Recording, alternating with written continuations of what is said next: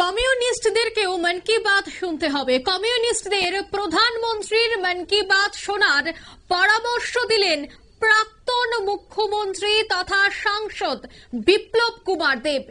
রামনগর বিধানসভা কেন্দ্রের 18 নম্বর বুথের জয়পুরে আজ মন কি বাত অনুষ্ঠানের আয়োজন করা হয়েছিল। আর ঠিক সে জায়গায় আজ বিপ্লব কুমার দেব বলেন যে কমিউনিস্টদেরকেও প্রধানমন্ত্রীর মন কি বাত শুনতে হবে।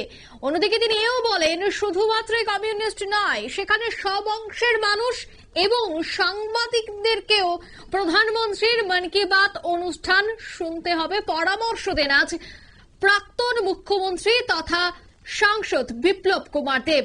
আজকের এই মন কি বাত অনুষ্ঠানে উপস্থিত ছিলেন মেয়র দীপক মজুমদার, উপস্থিত ছিলেন মণ্ডলের সদস্যরা এবং প্রধান অতিথি হিসেবে অবশ্যই উপস্থিত ছিলেন সাংসদ বিপ্লব কুমার দেব। 18 নম্বর বুথ জয়পুরে মণ্ডলের উদ্যোগেই এই মন কি বাত অনুষ্ঠানটির আয়োজন করা হয়েছে। প্রত্যেক মাসের শেষ রবিবার এই মন কি বাত অনুষ্ঠানের আয়োজন করা হয়, কারণ প্রত্যেক মাসের ঠিক শেষ রবিবারই কিন্তু প্রধানমন্ত্রী গোটা দেশের উদ্দেশ্যে বার্তা রাখেন। তাই আজ যেহেতু মন কি বাত অনুষ্ঠান ছিল এবং আজকের এই অনুষ্ঠান থেকে একেবারে তাৎপর্যপূর্ণ প্রধানমন্ত্রীর এই মন কি বাত অনুষ্ঠান থেকে কি বলছেন সাংসদ বিপ্লব কুমার দেব শোনাবো।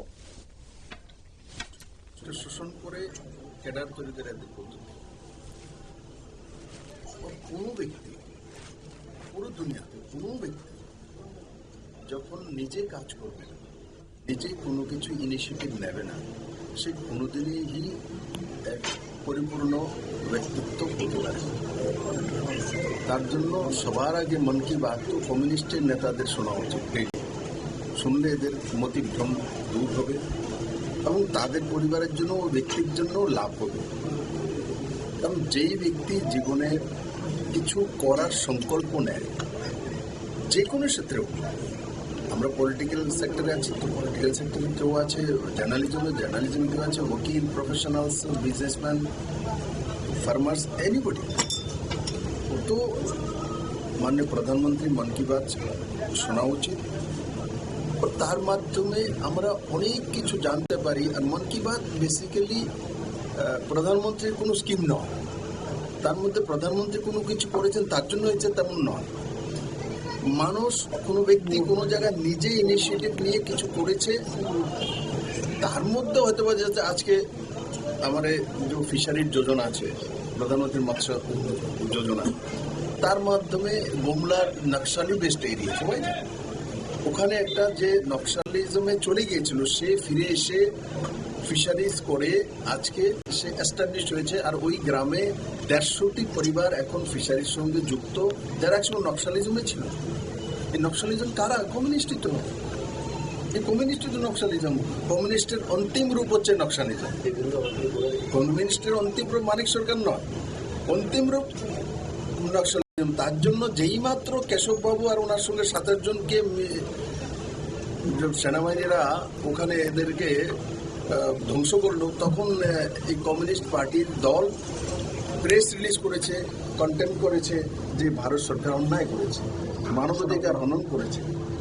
এরা বসে বসে কত হাজার লক্ষ মানুষের জীবন শেষ করেছে, কত সেনাবাহিনীকে মেরেছে, কত পলিটিক্যাল পার্টিকে ব্যক্তিত্বকে মেরেছে, তার হিসেব নেই।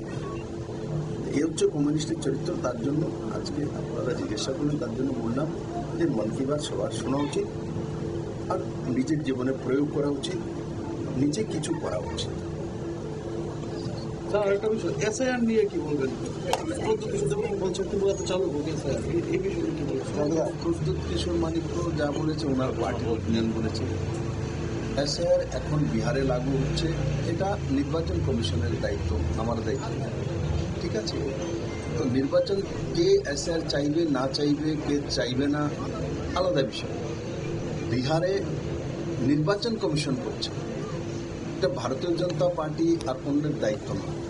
তার জন্য কংগ্রেসের আর অন্য পার্টির বিমৃতি ধরেছে যে 7 দিন যাবৎ হাউস চলতে দেনে এসআইআর কারণে। তো এটা কি করতে চাইছে? যে পার্লামেন্ট চালাচ্ছি না, পার্লামেন্ট অর্জন করাচ্ছি, তাতে আমরা এসআইআর করতে দেবো না। তো এসআইআর পার্লামেন্টের দায়িত্বই না, তা তো নির্বাচন কমিশনার বলে দিয়েছে ভোটাধিকার মানুষের আছে, কিন্তু সবার ভোটাধিকার নেই। ভোটাধিকার আছে কিন্তু সবার ভোটাধিকার তো কমসে 18 বছর পরেই তো ভোটাধিকার হবে। তার 16 বছরের ছেলে বলবে আমারও ভোটাধিকার লাগবে, তো সম্ভব না। একটা কানুন তো একটা আছে, ব্যবস্থা তো আছে। পাকিস্তান থেকে বাংলাদেশ থেকে এসে এখানে ভোট মারবে, এটা তো সম্ভব না। ভারতীয় যারা আছে এরা ভোট করবে, সে হিন্দু হোক, মুসলিম হোক, খ্রিস্টান হোক, জৈন হোক, সবাই করবে। কিন্তু যারা অবৈধভাবে রাতের অন্ধকারে ভারতবর্ষে আসে এরা কেন ভোট দেবে? এরা কোনো ভারত রাখবে? সেটা স্পষ্ট। কিন্তু এসআইআর বিষয় নির্বাচন কমিশনের বিষয়, তার মধ্যে ভারতীয় জনতা পার্টির কোনো বিষয়ই নেই। আর নির্বাচন কমিশন স্পষ্ট করে দিয়েছে যে বিহারে এসআইআর হবেই। কারণ কি, বিহারের মানুষের স্বার্থে করা হচ্ছে, ভারতবর্ষের মানুষের স্বার্থে করা হচ্ছে। এটা হচ্ছে বিষয়। কিছু কিছু জায়গায় বাংলাভাষীদেরকে বাংলাদেশি তকমা দেওয়া হচ্ছে। মমতা ব্যানার্জি বলে, মমতা ব্যানার্জি বলে বিমৃতি ধরেছে ওনাকে। ওনার ওই বয়স বেশি হয়ে গেছে, বিমৃতি ধরেছে, তার জন্য এগুলো বলে। আমিও তো বাঙালি, আমিও তো দিল্লিতে থাকি, দুনিয়া ঘুরি। ভারতীয় জনতা পার্টি যেই দায়িত্ব দেয় সেখানে যায়, তো আমাকে তো। আপনারা শুনলেন প্রাক্তন মুখ্যমন্ত্রী তথা সাংসদের বক্তব্য। একদিকে তিনি বলছেন যে প্রধানমন্ত্রীর মন কি বাত অনুষ্ঠান শোনার এবং প্রধানমন্ত্রী মন কি বাত অনুষ্ঠান শোনার জন্য কমিউনিস্টকে তিনি পরামর্শ দিয়েছেন।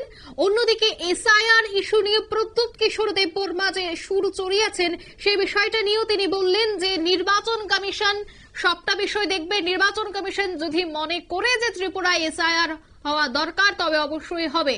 অন্যদিকে বাঙালিদের নিয়ে মমতা বন্দ্যোপাধ্যায় যেভাবে সুর চড়াতে শুরু করেছে সেই বিষয়টা নিয়েও মমতা বন্দ্যোপাধ্যায়কে কটাক্ষ করলেন প্রাক্তন মুখ্যমন্ত্রী তথা সাংসদ বিপ্লব কুমার দেব। নিয়ে নিচ্ছে ছোট্ট একটি বিজ্ঞাপন বিরতির সঙ্গে থাকুন।